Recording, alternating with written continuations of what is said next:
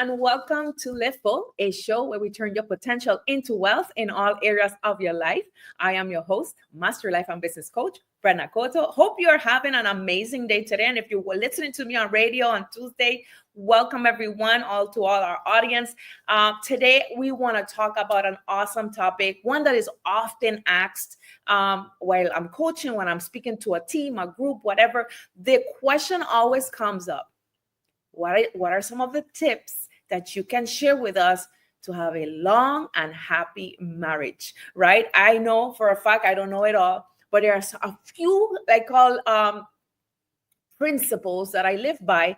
And you know what? It's 28 years and counting. I believe this year will be 29 by the grace of God. So thank you, Lord, for that. I just want to make sure that even this episode, you sit down, right? If you're looking to be married, if you are married, I think what I'm going to share with you, these gems are going to just transform your life or enhance it. If you're already doing it, keep doing it. And, be very patient. All right. Before we begin, I want to let everyone know that Live Full simulcast right here in RTV a la Mega Mundial every Monday at 7 p.m. Eastern Standard Time. You can actually watch us on Amazon Fire TV, Apple TV, Roku, Tempo, and also you can download the application on Google Play and Apple Store.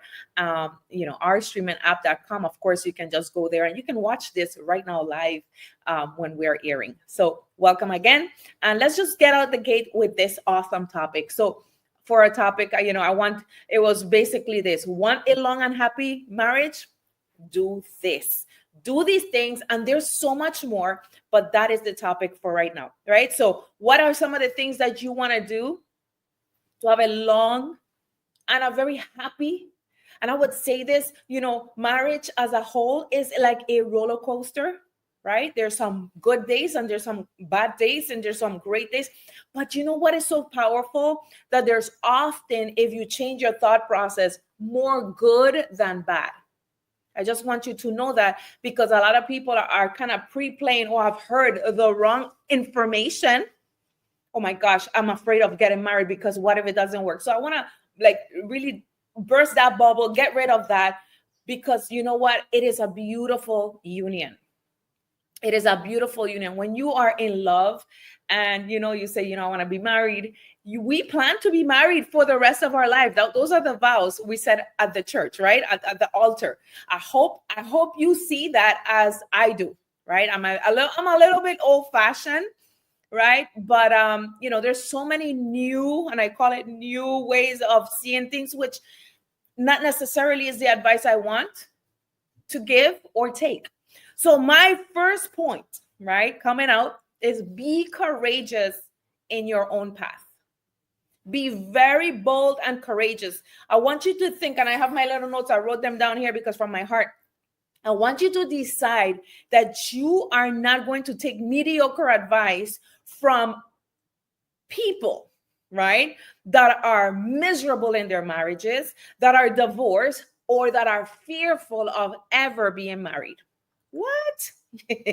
Yes, that's the first one. Be careful. I need you to be very bold and very courageous when it comes to what kind of lifestyle in terms of your marriage you want to live by. Guys, this union is between you and your spouse. If you are married, I don't care if it's 1 day or 100 days, right? At the end of the day, who goes home with whom? That's right. You go home with your spouse. It's imperative that you think about this, not just for now, but for the long haul, right? I talk a lot to people. I talk a lot to ladies, and they say, yes, yes, yes. And then this is the thing that, we can go into these things that I'm talking about, making decisions with advice from people that do not qualify. What? Yes, they don't qualify. They are miserable. I know people that say, oh, but I've been married for 15 years. I've been married for 20 years. I've been married for 50 years, and they say, I have good advice. When I hear the advice, it's not good advice because they're miserable. They're hoping they're single. Oh my gosh, I am saying some stuff right now. I know this is going to rock some boats, but that's okay, because that's what I'm here for, so that you can live an exceptional, amazing, rambunctious. Those are good words, right? Life. And that, you know what? You have to carve your own path when it comes to how do you see your relationship. Okay. So the first one is you need to be very courageous. You're gonna have to, and I love this, you're gonna hear the information that they're saying, but you don't have to act on their bad advice. I remember I remember hearing all kind of advice when we first started dating and we were contemplating Vicente and myself to be married. You'll see now. These are married people that, on the outside they look good, but they're miserable on the inside in terms of their inner home. So when you're gonna see it's not that easy. I want you to listen, but do not take that information. Don't take that advice, because it starts to bitter you. It starts to put fear in your heart. It starts to put that sneaking suspicion on, wait until she or he do this, because they told me that this would happen. Be careful. Be careful that the advice that people are giving you do not bitter you, do not make you hard before you even enter into your relationships. That is so important. And with that, I say, be bold and be very courageous. That when people come saying, oh, they change, or she will change. Gentlemen, that you don't take that. Don't let they plant those seeds in you, because you're building out something new. You and your spouse you ain't even, for the brand new people that are not even married yet, you're building something. And now they're coming with this type of information, and it's not starting on a good foot, right? It's literally starting with suspicion and with fear and with a wonder. No, absolutely not. Turn your ears off to that. Number 2, I want you to maintain open and safe communications between you and your spouse. That is something that we love, Koto and myself.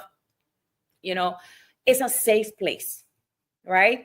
For my notes, when I wrote here, is like, both of you get rid of the judgment, right? And the micro expressions of we know the phrase, if you're listening to radio, it's just you smirk and you're like, yeah, right? So if there's always tension when it comes to communication, you have to check to see what is causing that.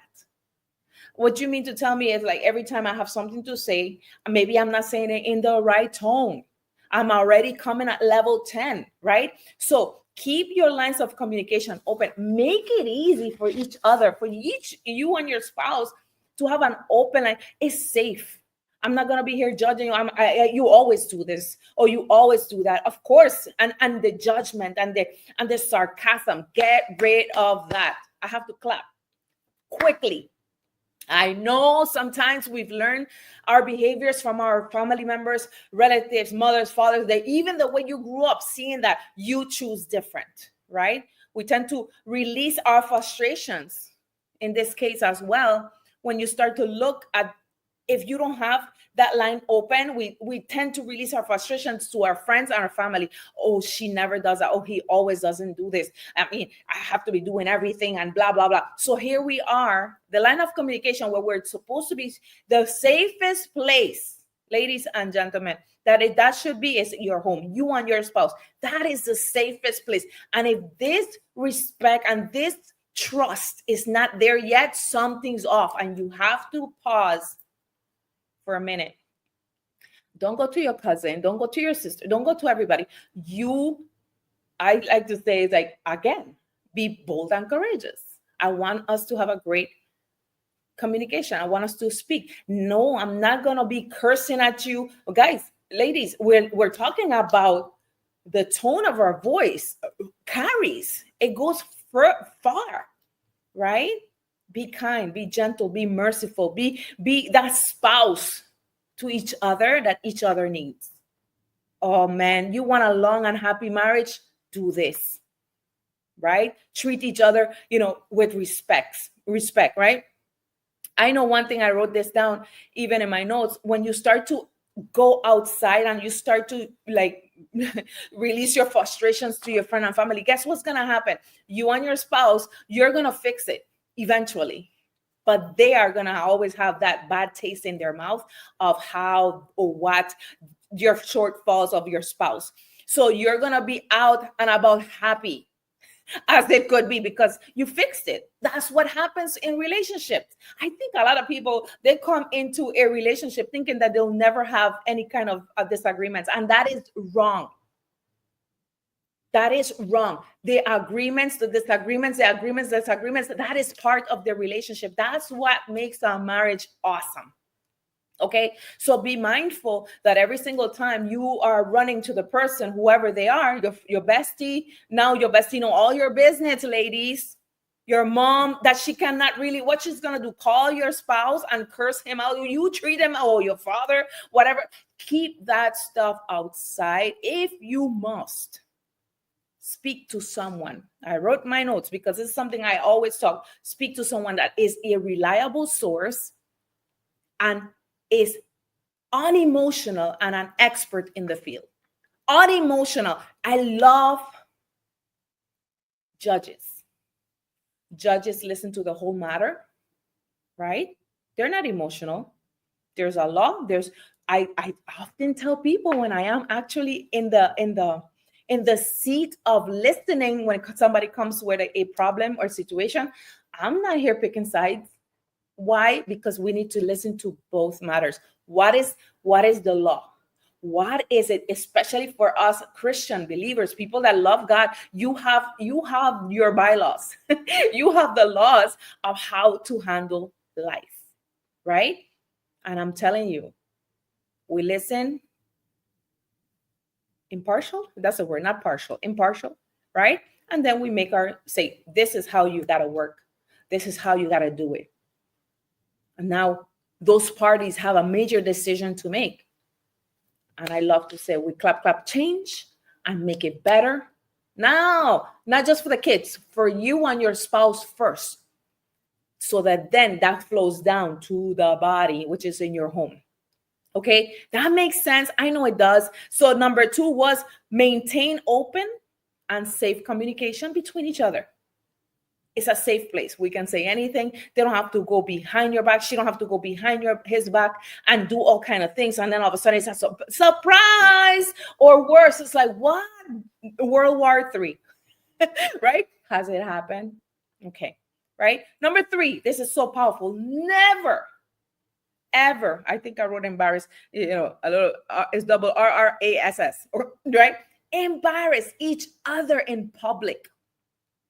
My goodness, you want to create a low-level fever of resentment into a full-blown resentment to divorce. Always speak ill words about your spouse in public. This is one that has been forgotten. I've been there, done that. A couple, they're out.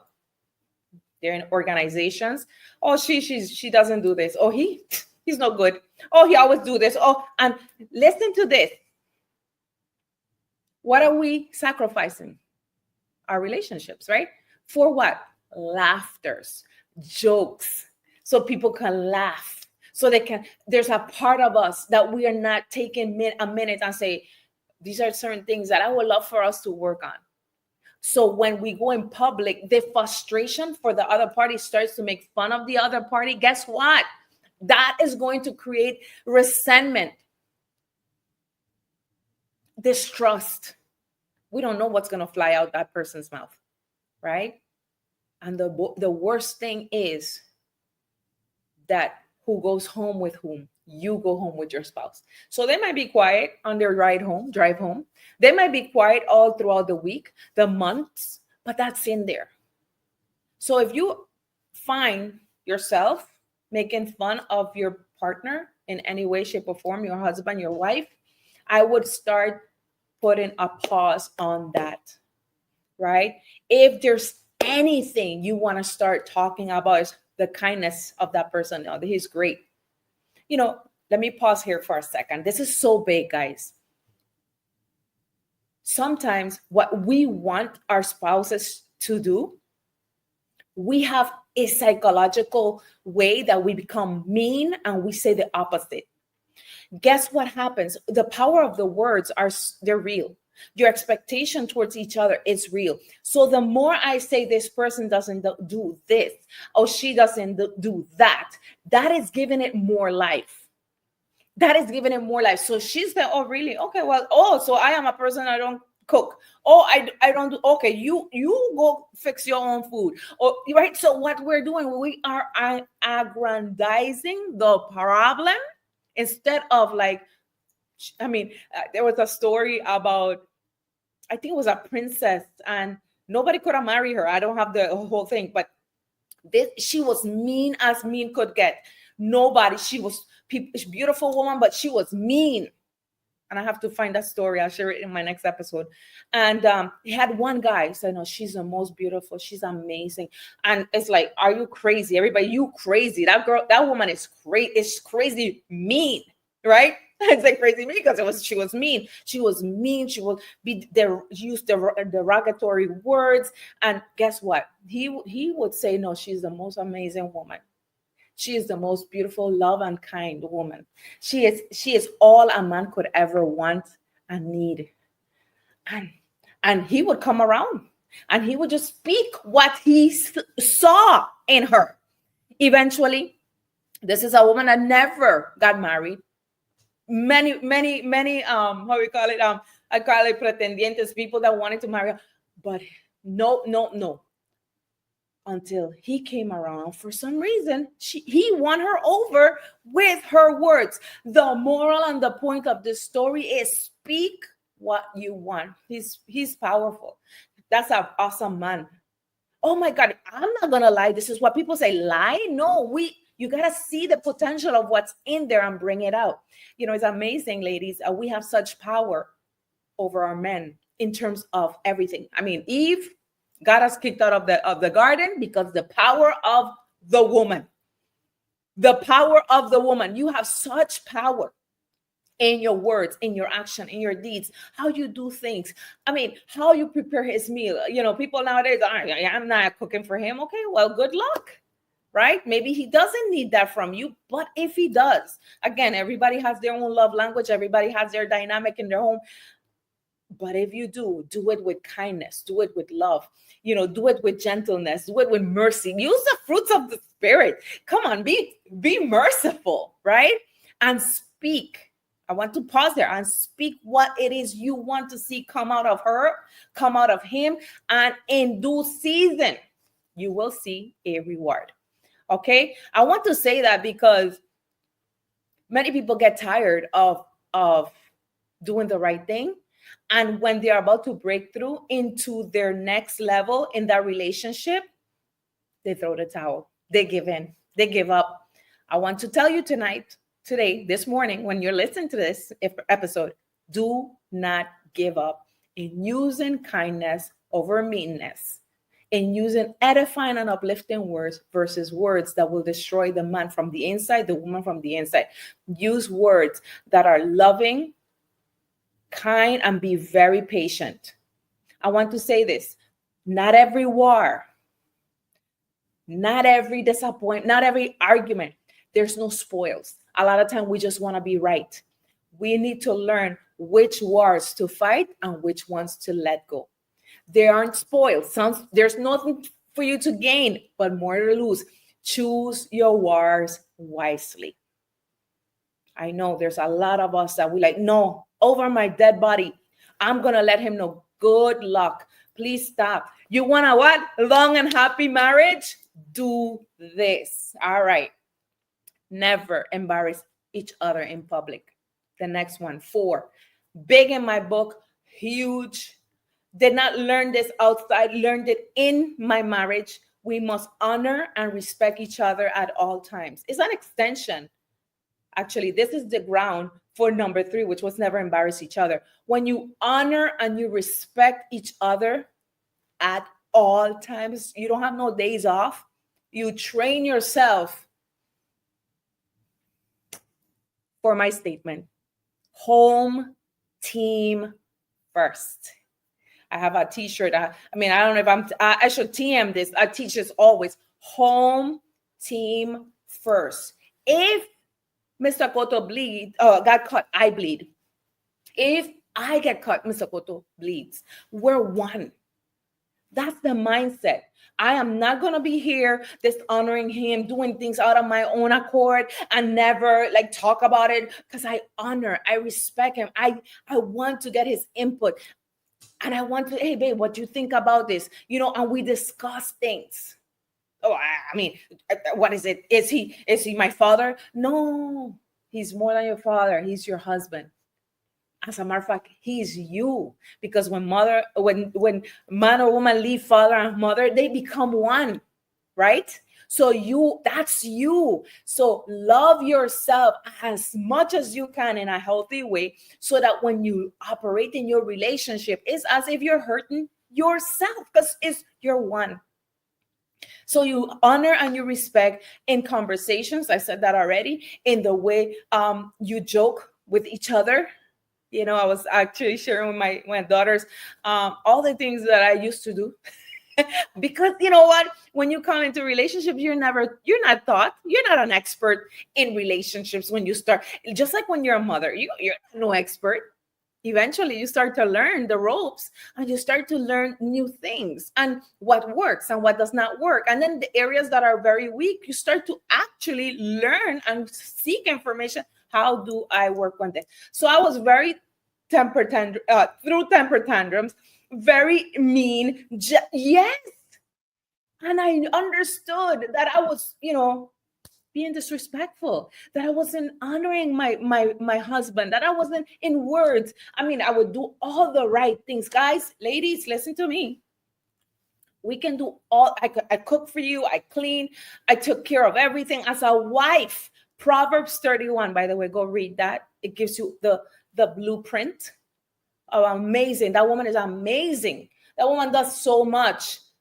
And guess what? And he is known at the gate.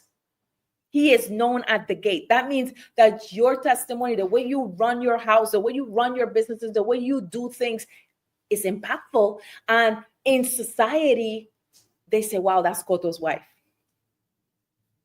Yeah, and Cotto's known at the gate. Okay. So I had to learn to honor and to respect. Right? I need to learn to not only in what I did, but how I did it. I will not use words, oh, you always do this. My goodness, ladies, this is one that I have on the top of my talks every single time. You married a man, not a boy. Maybe he was young. Like Cotto and myself, we were high school sweethearts, right? So, I came from very strong house, strong ways of thinking, rough, whatever. How I spoke to my husband sometimes was as if I was speaking to a child.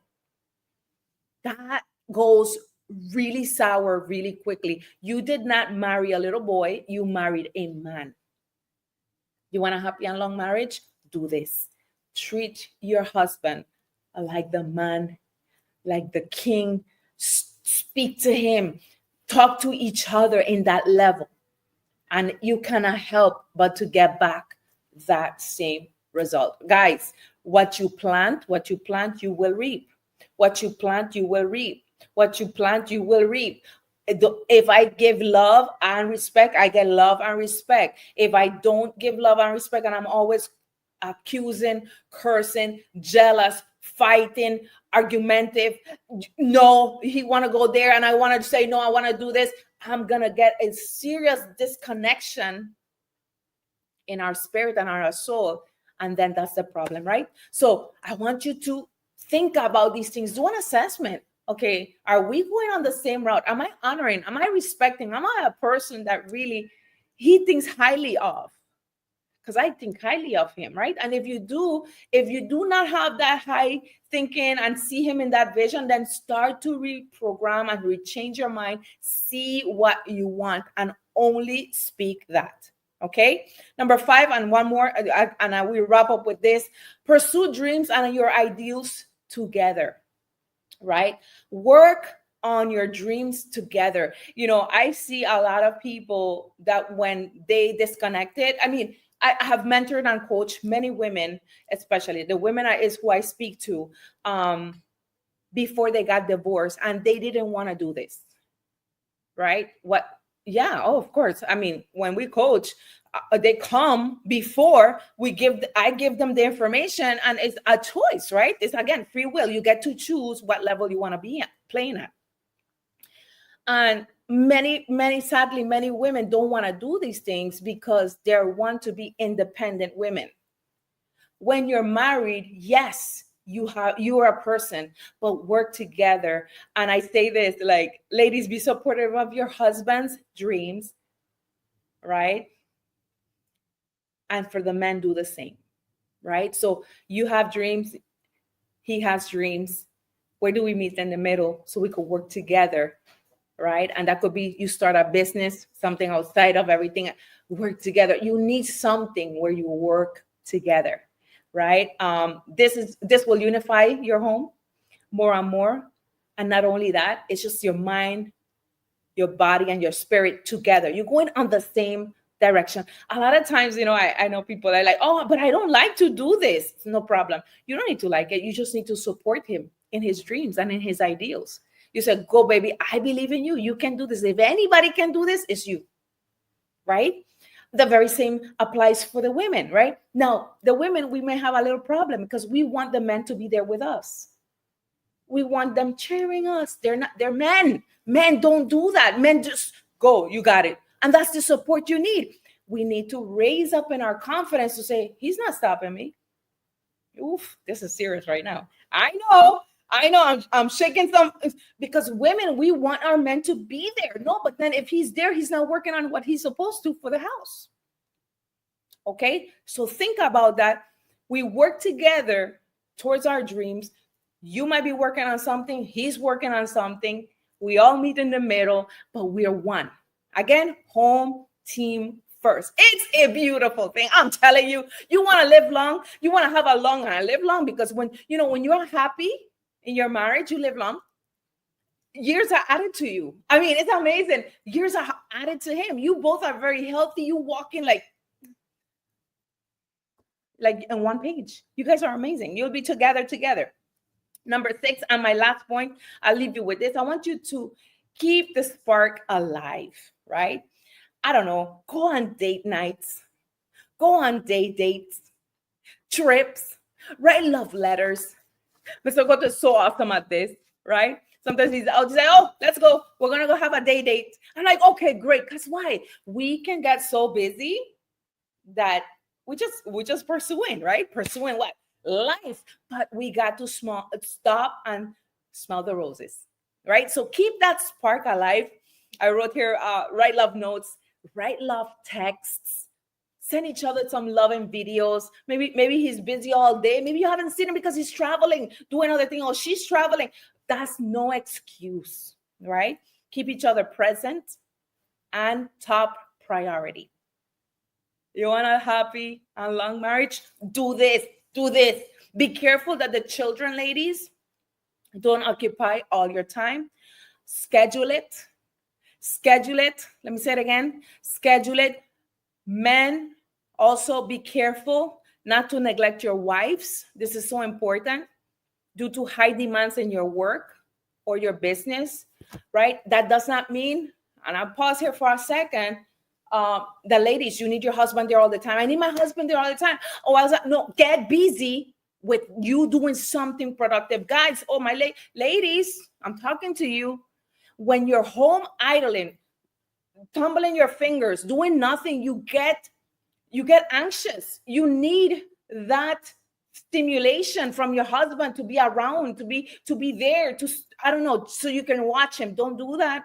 High performance guys or ladies, you start building something so that you occupy your time with something productive while he's building something for the family. That makes sense. I know it does. So for men and for women, balance it out.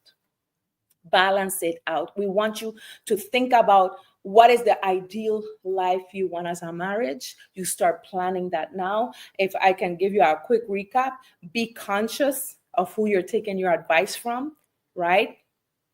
Yes, even married people. I know people that are serving 15, 20, 30 years in jail. And a lot of married people, that's what they're doing. Oh, I'm married 15. Yeah, but I know people too that are in prison. It's the same. Years does not mean anything, right? Are you free? Are you excited about your marriage? Do you guys work together? Are you going on the same path? If you're not, then watch it, because the information that's going to come back is one of like regrets, and they're angry and they're frustrated, and they're not going to have the life you're going to have because you heard this episode. All right. Number 2 was maintain open and safe communication. Number 3, never embarrass each other in public. Number 4, honor and respect each other at all time. 5, pursue dreams and ideals together. And 6 is keep the spark alive. There is more, but those are my top 6 that will forever. If you take it, wash, rinse, and repeat, you're going to have a phenomenal life, marriage, and future in that union. All right. With that said, I love you guys, and we'll see you on the next episode. Bye for now.